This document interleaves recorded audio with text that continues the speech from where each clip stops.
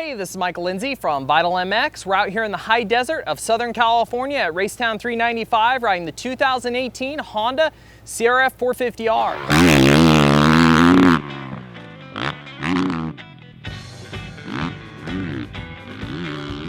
So what we ran into last year is lighter guys such as myself, that 150, 160 pound range, usually something that's more targeted to a 250, was working really well on the 450. They were a little bit soft in their spring rate, so they brought the spring rate up. They changed the valving a little bit just to kind of still keep some initial plushness, and they also changed the engine mount. It's a little bit thinner. It's not the same one from the RX. It is kind of in that direction to make the bike flex more, and actually talking to Andrew Short today, we found out this is the same engine mount that the race team uses. Even though it flexes more, the fast guys are happy with it. So what the suspension changes do? Like I said, it definitely, for me at my weight, I get on in the morning, feels a little more like some of the other 450s in the class. A lot of hold up because there's a lot of spring rate. Now the bright side, of course, Honda does have this big near work style show of fork. Just a couple clicks on it make a really big difference. 2 to 3 clicks softer on compression, got me a little bit more initial movement that I was looking for, but the big thing it helped is it still has a lot more progression.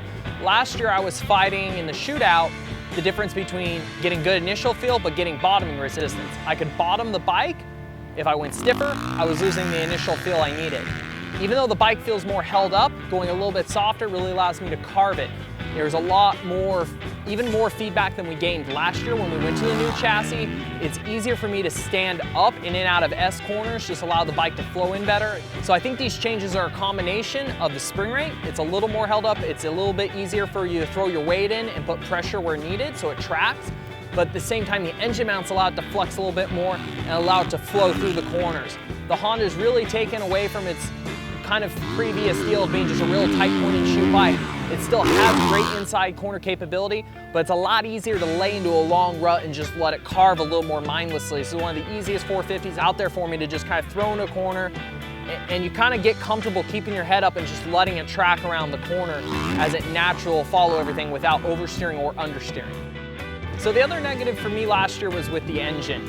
It's definitely, don't get me wrong, it is 100 times better than what Honda had before. If you like to rev it, there is so much more power mid to top now, and even off the bottom, it's got a lot more torque than before, but it definitely follows Honda's age-old easy-to-ride feel off the bottom. Last year in the standard map, it was kind of weird. It came on strong, flattened out for a little bit, inspired, kind of peaked again. I kept complaining that it would kind of catch you off guard in the middle corner because that second point it would hit, it would pull weird. I either wanted to be smoother there or hit earlier. What Honda decided to do to keep their easy ride is they flattened out, or not flattened out, they actually made the middle more progressive so it doesn't have that flat spot. The bike now, when you roll on the throttle, you feel it keep pulling without a surge. So of course the other big feature this year is electric start is standard. As you can see behind me, no Kickstarter. They've gone electric start only, but this is not the same kit that you installed if you bought a 17. These are all updated parts. It's actually a smaller battery and a smaller tray the race team uses, and I mean exactly the version the race team uses. The battery, quite a few of the guys told me from the team they were pretty surprised it made it to production because it's apparently not a very cheap item. So it is a little bit lighter than getting the 17 and installing the kit yourself. What's missing? Like I said, last year the shootouts, it barely missed because of two things. A couple people wanted a little more punch off the bottom, something to say compete maybe a little more with the Yamaha, or like what the KTM has for off the bottom, just kind of snap. Like I said, Honda has not decided to go that. That's not necessarily a bad thing. I think there's people that prefer this. There's a couple of us that might look for a remap or a pipe to try to get more of that response or just initial bark. But the other thing that held them back was definitely the fork setting.